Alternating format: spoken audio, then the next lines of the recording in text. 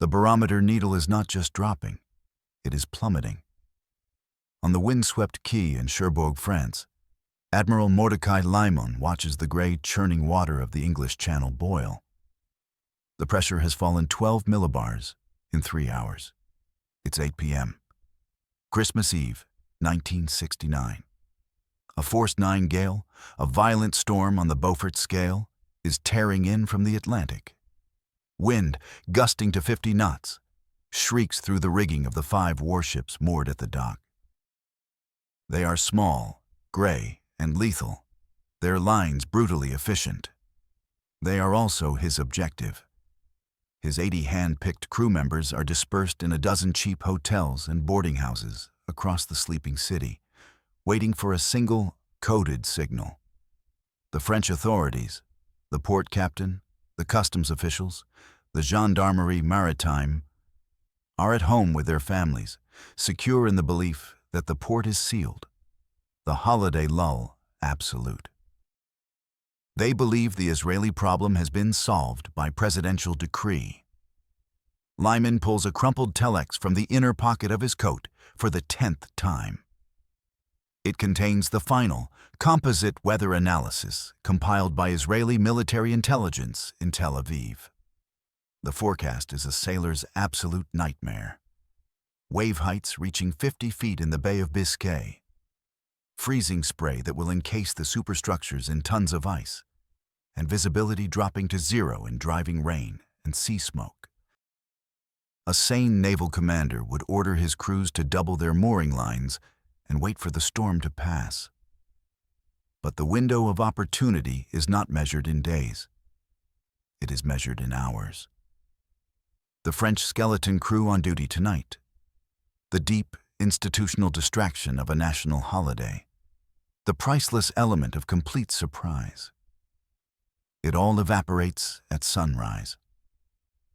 The directive from his superiors in Tel Aviv was unequivocal, stripped of all ambiguity.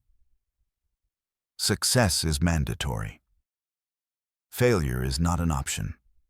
The weather, he understands, is not merely an obstacle. It is a weapon. It is their cloak of invisibility, grounding any potential air pursuit. But it could just as easily become their tomb. A young Israeli officer, Oded Errol, materializes from the gloom. His face a tight mask of tension, rain dripping from his watch cap. "Mocha," he says, his voice a low shout against the gale. The men are on board. Final systems checks are complete. But this storm, the naval architects rated these hulls for Sea State 6. We are heading into Sea State 8. It will break the boats. It will break the men. Lyman's gaze shifts from the raging sea to the 5 boats, their names stenciled on their sterns. Ayen's Reshef, Spark. Ayen's Keshet, Bow. Ayen's Romuk, Lance. Ayen's Hetz, Arrow. Ayen's Herev, Sword. They represent his country's entire naval strategy for the next decade, paid for in full, built to Israeli specifications, and held hostage by a political grudge. He is faced with 2 choices, both catastrophic in their own way. Unleash them into the tempest, risking all 80 crew members and the $50 million future of the Israeli Navy. Or leave them here, silent gray monuments to a grand political betrayal. He unfolds the telex one last time, the paper softened by the damp. He isn't looking at the meteorological data.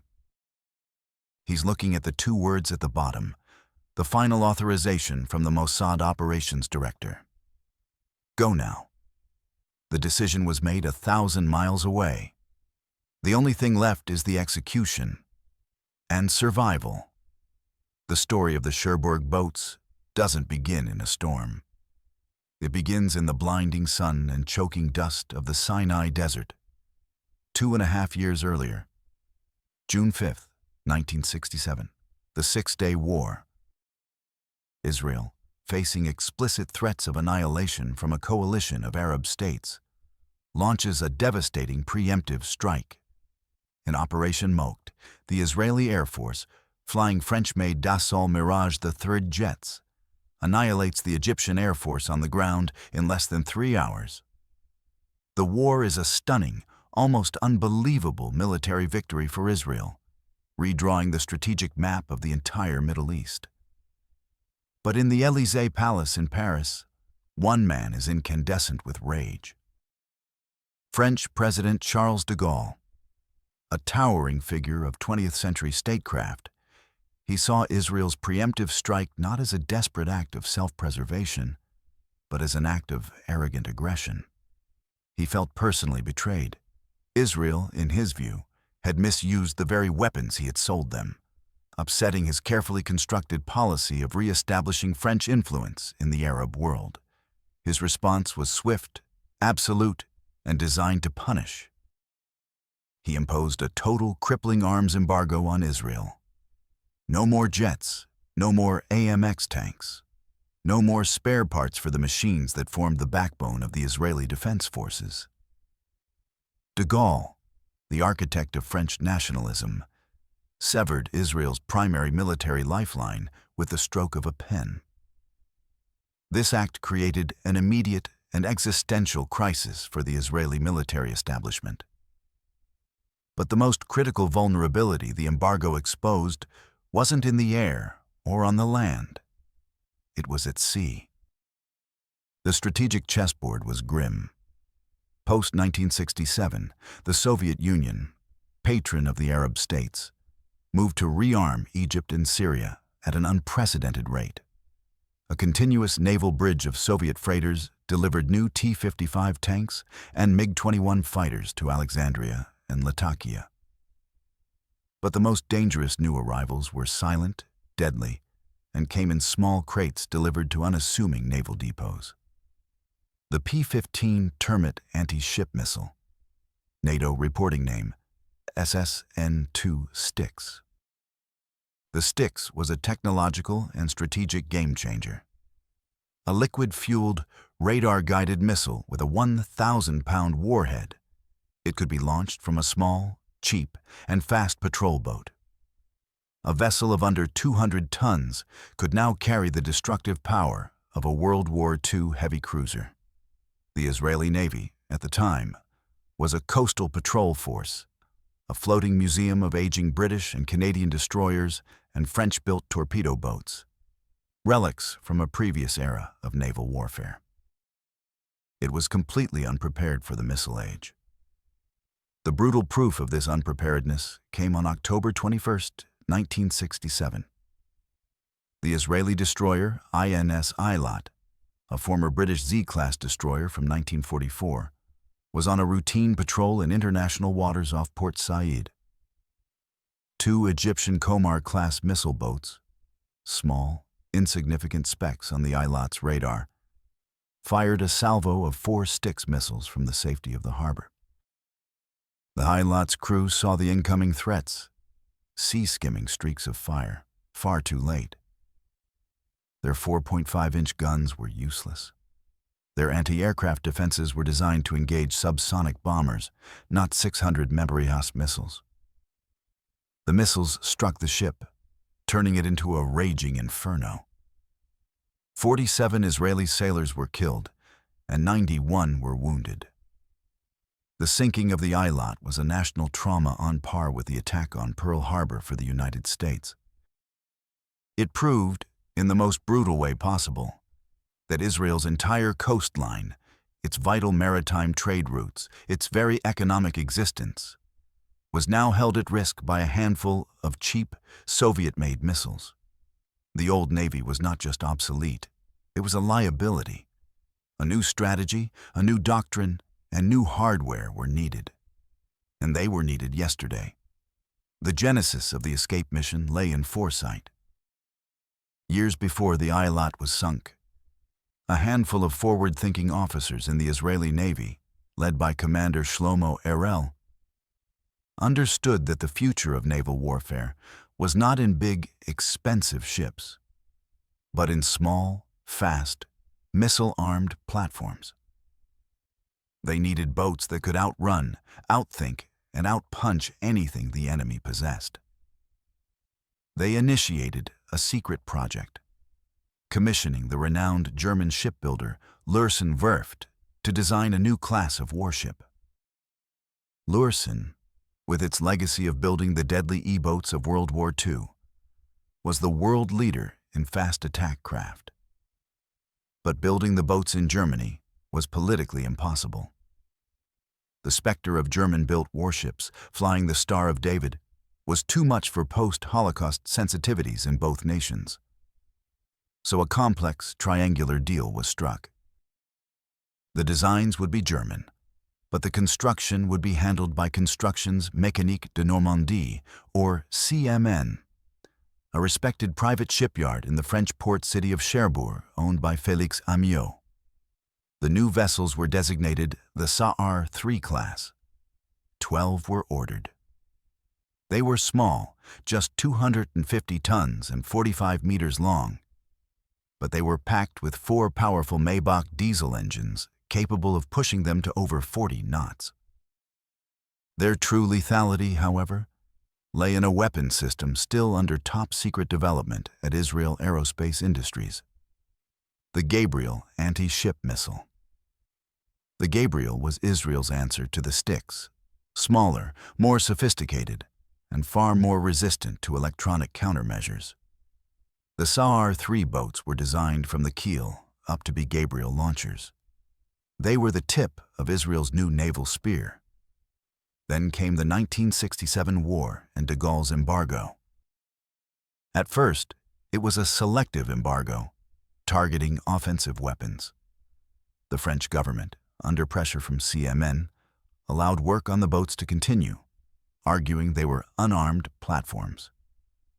Between 1967 and 1968, 7 of the 12 boats were completed and quietly sailed to Israel. But in January 1969, following an Israeli helicopter commando raid on Beirut's airport, in retaliation for a Palestinian attack on an El Al airliner, de Gaulle, personally infuriated, tightened the screws. The embargo became total and absolute. The final 5 boats, Reshef, Keshet, Romak, Hetz, and Herev, were trapped. They were floating in Cherbourg harbor, fully paid for by the Israeli government, legally Israeli property. But the French government placed armed gendarmes maritimes on the docks and issued a clear, non-negotiable order to the port authorities.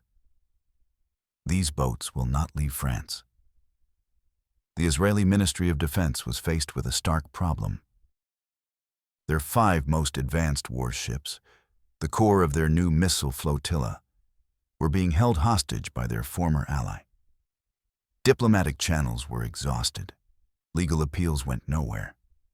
De Gaulle would not budge. The official options were gone. It was time for an unofficial one. The file, stamped top secret, was transferred to the one organization designed to solve the impossible: Mossad. The operation required a very specific kind of leader. Not a cloak-and-dagger spy, but a builder, a logistician, an organizer, a naval officer who understood the intricacies of maritime law as well as he understood politics. They chose Admiral Mordecai Mocha Lehman. Lyman was a legend in the Israeli Navy, which he had once commanded. He was stubborn, brilliant, and possessed a bulldog-like refusal to accept defeat. Crucially, he had spent years in Paris as the head of the Ministry of Defense's purchasing mission. He knew the French system, he knew the culture, and he knew the people. His mission was not to steal the boats with commandos in the dead of night. It was to take them in plain sight. He was dispatched to Paris with a simple, almost ludicrously ambitious objective: get the boats out. His primary man on the ground in Cherbourg was Commander Oded Erel, a sharp, no-nonsense naval officer tasked with the immense logistical challenge of preparing the boats and crews in total secrecy. He was the operational engine of the plan. Commanding the flotilla itself would be Captain Haskell Adari, one of Israel's most experienced seamen, a man who could read a storm like a book and whose crews trusted him implicitly. The primary antagonist was clear: President Charles de Gaulle. His personal pride was the bedrock of the embargo. To him, this was a matter of French sovereignty and international prestige. He had given his word, and France would not be seen to buckle under Israeli pressure. But there was another key figure, a ghost in the machine whose philosophy defined the entire operation. Yasser Harel, the first and most legendary director of Mossad. Though no longer in charge, Harel had built the agency on the biblical doctrine of, by way of deception, thou shalt do war. He believed in audacious, complex plans that weaponized bureaucracy, psychology, and the enemy's own procedures against them. The Cherbourg operation would be his masterpiece, executed by his successors. It wouldn't be a military raid. It would be a corporate takeover. A grand illusion, played out on an international stage. The plan, codenamed Operation Noah, began not with weapons, but with paperwork.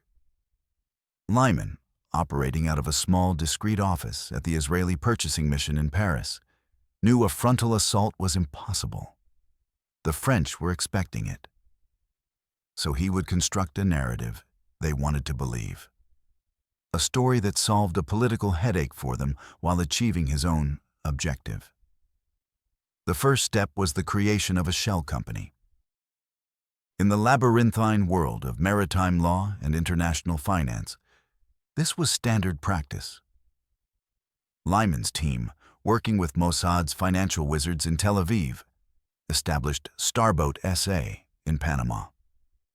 Panama was chosen for its opaque corporate registration laws and its flag of convenience, which would allow them to hire international crews and register vessels with minimal scrutiny. The next step was giving Starboat a plausible identity and purpose. It was presented as a new venture in the booming North Sea oil industry, created to provide high-speed transport for crews and critical equipment to offshore oil rigs. The cover story was meticulously detailed. The 5 SAR-3 boats were not warships, but powerful, high-speed service vessels, perfectly suited for the rough conditions of the North Sea. It was a brilliant piece of misdirection. The boat's high speed, powerful engines, and robust construction, all designed for combat, were reframed as valuable commercial assets for the offshore drilling boom. To sell this fiction, they needed a legitimate, unimpeachable frontman. Mossad's European network identified the perfect candidate, Martin CM, a respected Norwegian shipping magnate with genuine interests in the oil industry. CM was also known to be privately sympathetic to Israel. A series of discreet meetings were held in Oslo and Zurich. CM was offered a substantial fee and a plausible role as the managing director of Starboat. His name on the letterhead and legal documents would provide the critical veneer of legitimacy the entire operation depended on. He agreed. With the corporate structure in place, the legal assault began. Starboat SA, through a team of high-powered French maritime lawyers, formally approached the French government. They made an offer to buy the 5 service vessels, currently held at the CMN shipyard. They argued that CMN was a private company facing financial strain from the impounded boats, and the boats were technically the property of Israel, a foreign government. Starboat proposed a deal that would let everyone save face. Israel would sell the boats to Starboat, a neutral Norwegian-led company. The French government would be relieved of the diplomatic embarrassment of holding the boats. CMN would get the vessels out of its yard, and Starboat would get its much-needed oil rig service vessels. It was a perfect bureaucratic solution. The French Commission interministérielle pour l'étude des exportations de matériel de guerre, CIEMG, the very body tasked with enforcing the embargo, reviewed the proposal. They saw a Norwegian director, a Panamanian flag, and a stated commercial purpose in the North Sea. Crucially, the sale contract included a clause, drafted by the French themselves, forbidding the transfer of the boats to any third country belligerent in the Middle East. Mocha Lehman signed it without a moment's hesitation. The French, believing their embargo was now legally ironclad, approved the sale and the subsequent export license. They had just authorized their own heist. While Lehman fought the paper war in Paris, Oded Erel was fighting a shadow war in Cherbourg. His task was to prepare 80 Israeli sailors to take command of 5 of the most advanced warships of their class in the world, under the noses of French intelligence. The sailors began arriving in France in small groups in the autumn of 1969. They came in 2s and 3s, flying into different European cities, Brussels, Amsterdam, Frankfurt, before taking trains to Cherbourg to avoid creating a pattern at Paris airports. They traveled on civilian passports, meticulously prepared to look like tourists, students, or businessmen. They were under strict orders. Do not speak Hebrew in public, do not congregate in groups larger than 3, and avoid any contact with the local Jewish community to prevent compromising them. They checked into over a dozen different small hotels and boarding houses scattered across the city. Errol, operating from a rented room with a single telephone, acted as the central node, coordinating their movements with cryptic, pre-arranged phone calls and dead drops. The most difficult challenge was training. The Sa'ar 3 boats were complex. The crews needed to learn the labyrinthine engine systems, the Decca navigation equipment, the intricate electrical panels. But they couldn't simply walk onto the boats and start training. French guards were posted at the docks, so they did it by stealth. Errol's teams identified which of the French dock workers at CMN were sympathetic or simply willing to look the other way for a generous cash payment. At night, in the freezing cold of the Cherbourg winter, small groups of Israeli sailors would slip past the guards and board the boats. They used flashlights with red filters to preserve their night vision and avoid being seen, moving through the engine rooms and bridges in near complete silence. They traced fuel lines by hand, memorized switch sequences on the main distribution boards, and ran phantom drills on the bridge. They were ghosts, learning their ships in the dark. Simultaneously, another team was gathering intelligence. They mapped the Gendarmerie maritime harbor patrol routes, timing their movements down to the minute. They identified the blind spots in the dockside surveillance. They monitored French naval radio frequencies, learning the call signs, communication protocols, and the very rhythm of the harbor's official life. Most importantly, they studied the human element. They learned the shift patterns of the customs officials, the port authorities, and the police. They learned who was diligent and who was lazy. And they learned that on Christmas Eve, a deep, festive lethargy would descend upon the entire official apparatus of the port. That was the institutional weakness they would exploit. That would be their moment. The operation was a complex machine with many moving parts, each dependent on specific technology. The boats themselves were the central piece of hardware. The Sa'ar 3 class was a marvel of compact design. Their 4 Maybach MD-870 diesel engines could generate a combined 13,500 horsepower, propelling the 45-meter hull through the water at speeds exceeding 40 knots.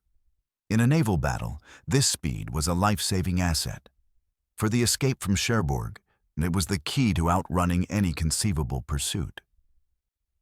But the engines were notoriously thirsty. The boat's fuel tanks were designed for combat patrols in the relatively small eastern Mediterranean, not for a 3,145 nautical mile transatlantic dash.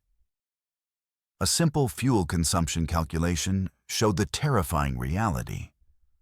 On their internal fuel supply, The boats would run dry somewhere in the middle of the Bay of Biscay, one of a sailor's most feared bodies of water. This fuel problem created a massive, secondary clandestine operation. Mossad had to organize a secret mid-ocean refueling. They chartered 2 vessels through front companies. The first was the MV Leah F, a small Zimline freighter, which was covertly fitted with massive rubber fuel bladders in its hold in a quiet Antwerp shipyard. Its official manifest listed its cargo as drilling equipment for an oil prospect off the coast of Portugal. Its real cargo was thousands of gallons of marine diesel fuel. The second vessel, the MV Dan, was a larger freighter chartered to carry food, medical supplies, and most importantly, the heavy-duty winter gear the crews would need to survive the North Atlantic. Coordinating a rendezvous between 5 small, fast-moving boats and 2 slow-moving freighters in the middle of a winter storm, all without using open radio channels that could be intercepted, was a supreme navigational and logistical challenge. It was a failure point of monumental proportions. Communication was the operation's central nervous system and its greatest vulnerability. They couldn't use military radios. The French Direction de la Surveillance du Territoire, DST, would be listening. They couldn't use standard ship-to-shore channels. Every communication had to be encrypted, deniable, and untraceable. The solution was a mix of 20th-century technology and 19th-century tradecraft. Lyman in Paris communicated with Tel Aviv via the secure diplomatic telex at the Israeli embassy. But his communication with Errol's team in Cherbourg was far more primitive and far more secure. It relied on a network of public payphones. Errol and his key officers had a schedule of call times and locations. At a precise moment, a phone would ring in a specific Cherbourg phone booth. An Israeli officer, loitering nearby pretending to read a newspaper, would answer. The message from Lyman would be a short, coded phrase. This system was slow and cumbersome, but it was virtually untraceable by French counterintelligence. The final piece of technology was the oldest of all: the weather. The Israelis couldn't control it, but they could understand it better than the French.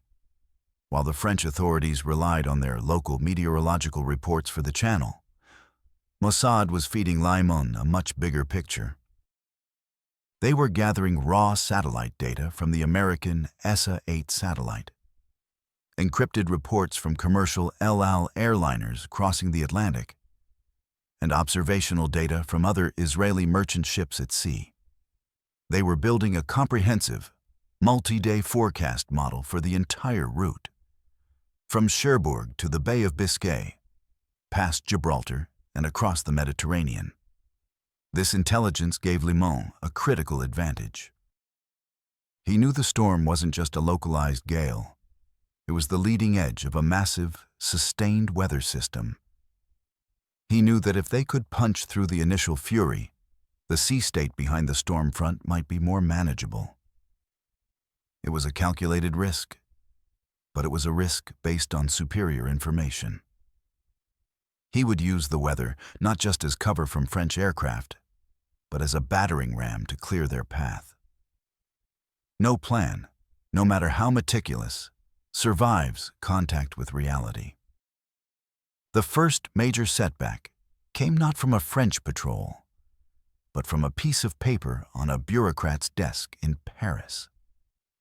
A junior official in the French Ministry of Defense, reviewing the starboat paperwork for final sign-off, noticed a minor discrepancy. An anomaly in the vessel specification documents related to power output. It was nothing concrete, just a detail that seemed more military than commercial, but it was enough to trigger a professional query. He flagged the file and sent it to the DST. The DST opened a low-level investigation. They began making discreet inquiries in Cherbourg. A plainclothes officer asked a few questions at the port authority about the Norwegian company. Another spoke to the manager of a hotel where several of the oil workers were staying, asking about their accents and habits. Mocha Lehman, through a well-placed asset inside the French bureaucracy, learned of the investigation almost immediately. The clock had just been accelerated dramatically. What was once a flexible timeline now had a hard deadline. They had to be gone before the DST's casual inquiry escalated into a full-blown surveillance operation, with wiretaps and physical tails. Lyman crunched the timelines. The only date that offered maximum cover and minimum official presence was Christmas Eve. The date was no longer a preference. It was an operational necessity. The escape was set for December 24th. The second crisis struck the heart of the operation's legitimacy. Martin Sim, the Norwegian shipping magnate fronting Starboat, got nervous. Sim was a shrewd businessman, not an intelligence operative. He had signed on for what he believed was a clever, semi-legal corporate maneuver to circumvent a political problem. But as the details of the final plan became clearer, the clandestine cruise, the mid-ocean rendezvous, the deliberate sailing into a Force 9 gale, he realized he was involved in something far more dangerous. His name, his company's sterling reputation, was on the line. If the operation failed, he wouldn't be seen as a sympathetic actor. He'd be seen as a criminal conspirator in a major international incident. He sent a discreet message to Lyman through an intermediary. He was having second thoughts. He was considering pulling out and disavowing the entire transaction. This was a potential catastrophe. Without Sim, the entire Starboat cover story would collapse. The legal framework that Lyman had so carefully constructed would shatter. Lyman immediately flew to Oslo under a false name for a face-to-face meeting. The meeting took place in a quiet bar at the Hotel Continental. Lyman didn't make threats. He laid out the strategic situation in stark terms. He spoke of the Soviet Styx missiles, the existential threat to Israel's sea lanes, and the moral bankruptcy of de Gaulle's embargo. He reframed the operation not as a deceptive scheme, but as a vital blow against Soviet expansionism in the Middle East, a cause that resonated deeply with the staunchly anti-communist Norwegian. He also reminded Sim of the considerable financial bonus that awaited him upon the boat's successful arrival in Israel. It was a masterful combination of ideological appeal and financial incentive. Sim, his resolve stiffened and his patriotism pricked, agreed to stay in. The corporate shield held, but the incident served as a stark reminder of how many fragile human threads the entire operation hung upon. The final setback was technical, immediate, and potentially fatal. On the night of December 23rd, less than 24 hours before the planned departure, one of Errol's teams was conducting a final, silent systems check on the boats.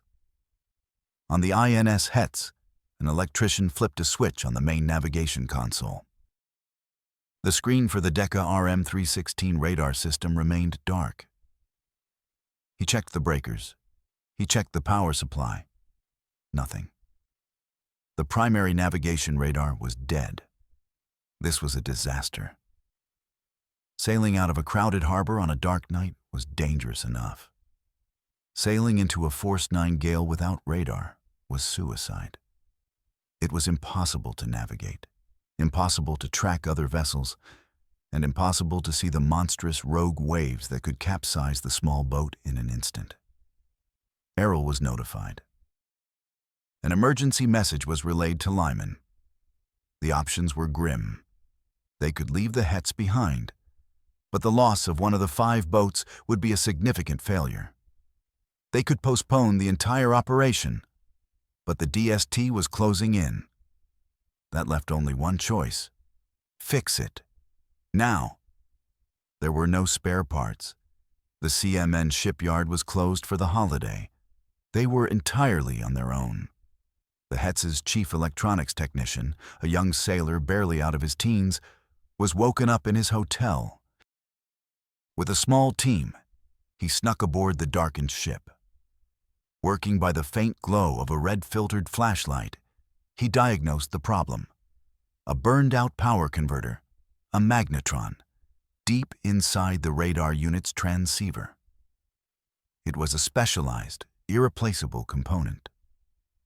But the technician was resourceful. He knew the ship's systems intimately from smuggled blueprints.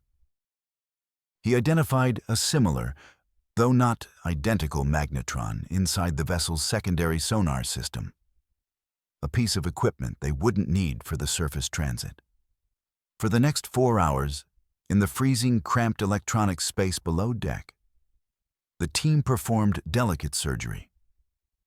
They painstakingly disassembled the sonar unit, extracted the converter, and then, with trembling hands, improvised a new mounting bracket and soldered it into the radar console. It was a desperate, improvised repair that violated every technical manual. At 3 a.m., they reconnected the power. The technician held his breath and flipped the switch.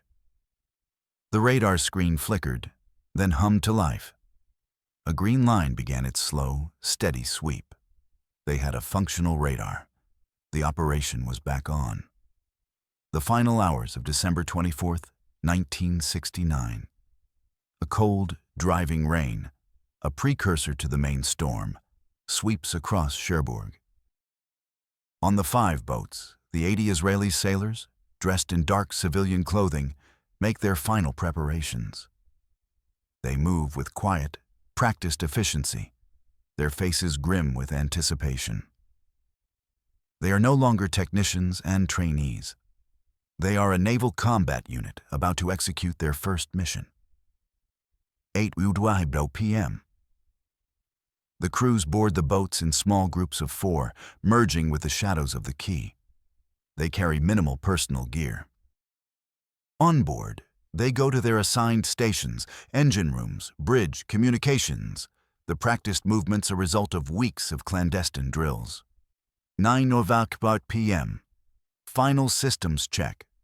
On the INS Hetz, the repaired radar glows a reassuring green. On all 5 boats, engines are primed, fuel lines are checked, and navigation charts for the Channel and the Bay of Biscay are laid out on the bridge. Every system is go. 10:30 p.m. A local freelance journalist in Cherbourg, who sometimes sold stories to the national press, receives an anonymous phone call. The caller, a Mossad asset, speaks in clipped, urgent French.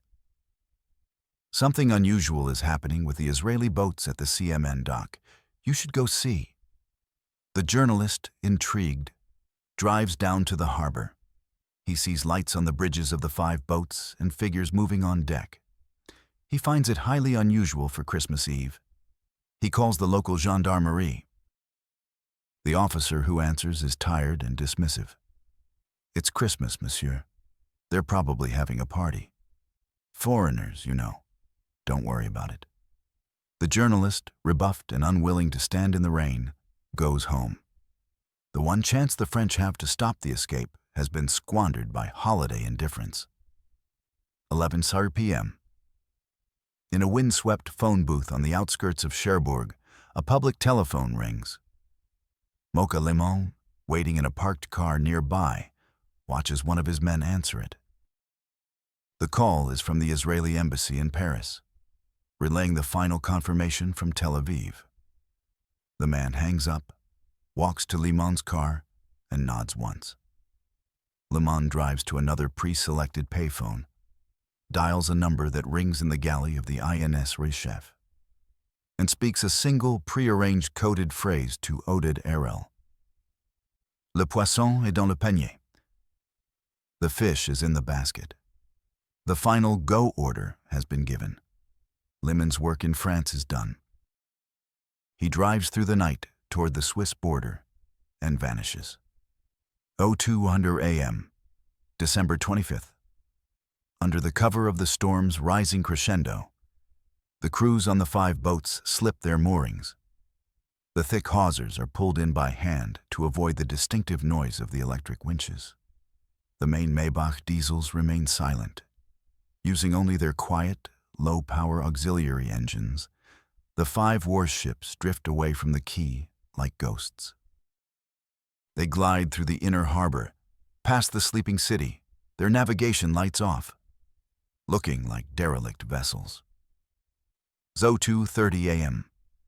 The flotilla, led by Captain Adari on the INS Reshef, reaches the main Cherbourg breakwater. They are now in the open sea. The full, unrestrained fury of the gale hits them like a physical blow. Adari gives the order. On all 5 boats, 4 Maybach diesel engines, a combined 27,000 horsepower across the flotilla, roar to life. The quiet of the night is shattered. The small ships leap forward, their bows rising to meet the massive, foam-streaked waves. They accelerate hard, turning southwest into the black maelstrom of the English Channel. 03:00 a.m. A lone French customs officer, making his rounds on the deserted dock, finally notices the 5 empty berths where the Israeli boats should be. He stares in disbelief. He checks his log. There is no authorization for departure. A frantic series of phone calls begins, waking up a chain of command that is groggy from holiday celebrations and wine.